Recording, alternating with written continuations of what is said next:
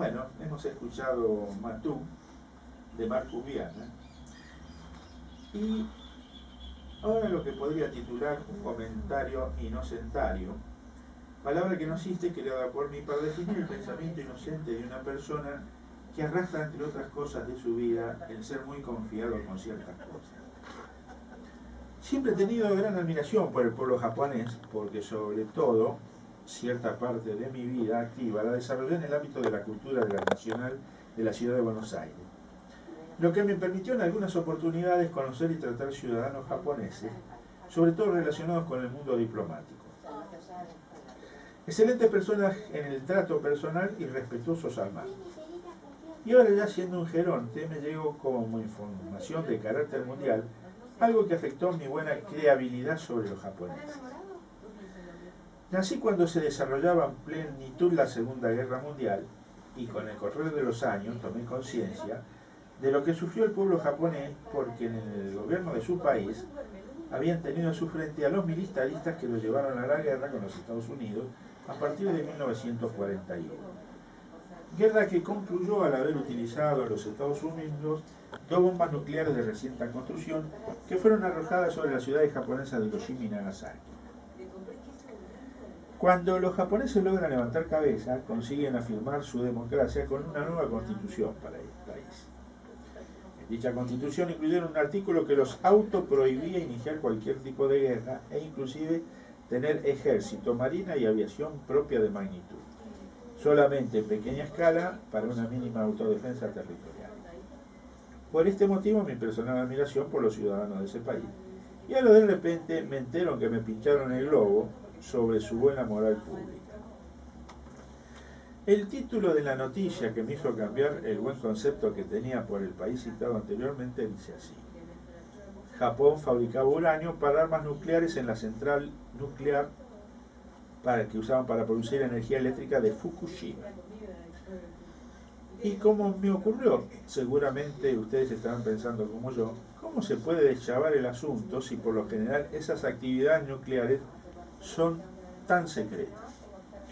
Los que obtuvieron pruebas concretas fueron científicos rusos, expertos del Ministerio de Defensa ruso, que estudiaron muestras de aerosoles obtenidos después del accidente ocurrido en Fukushima 1 en el año 2011, llegando a la conclusión que en la central nuclear japonesa tenían actividades nucleares no declaradas, según informó la agencia de información científica FIAM-Inform.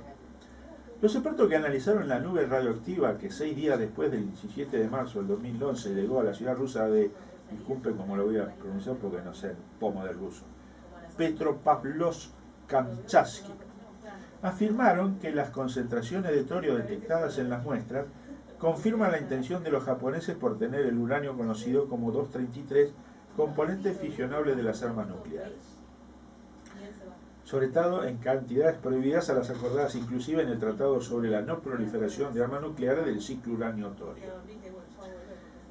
En la superficie de los trozos de aerosoles rescatados, los expertos hallaron partículas con altas concentraciones de isótopos conocidos como 238U y 232TH, varias veces superiores a las normales que se encuentran en medio de la corteza terrestre. Hasta el día de hoy los japoneses se hacen los que, como decimos argentamente, boludos, porque no han declarado que estén realizando actividad nuclear que requiera el uso de torio. Ante la evidencia del resultado de los estudios, un grupo de expertos presentó un informe con 3 puntos considerados importantes y básicos, que son: primero, el torio no formaba parte del combustible de uranio, ya que estaba en la masa fundida, pero no como un óxido, sino como otro compuesto químico mucho más volátil. Pido disculpas porque esto lo tendría que explicar alguien que supiera mucho de química, y yo no soy un especialista en esto. Leo solamente así, textualmente, el informe de los especialistas. Segundo, el torio estaba preparado para irradiar en el reactor, pero separado del uranio. No formaba parte del combustible del uranio, pero se encontraba en la masa fundida en calidad de sal, por lo que antes del accidente estaba en un recipiente separado dentro del núcleo. Si el torio se irradió en el reactor separado del uranio, significa que el uranio 233 se obtenía por métodos químicos. 3. Las actividades nucleares con uso de torio no fueron declaradas por Japón, ya que su objetivo era la obtención del uranio 233 en forma pura. Bueno, hasta aquí este informe exclusivo del peregrino en la noche de los tiempos, que a mí me dejó muy triste cuando lo conocí, más que nada por recordar la historia del pasado japonés.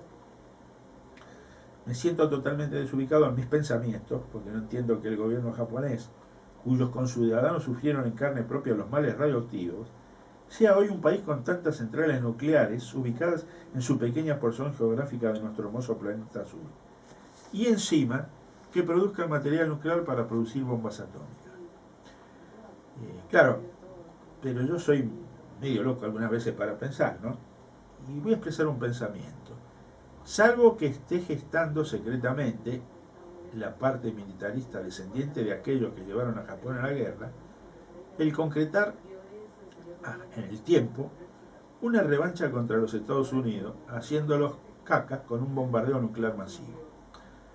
Bueno, como ya deben haber quedado exhaustos por mis delirantes pensamientos, para cerrar este bloque, qué mejor que una pieza japonesa musical que en su momento de gloria fue muy bien recibida por nuestros sistemas auditivos y cantada por nuestro criollo Caserius ante el público de japonés con gran éxito.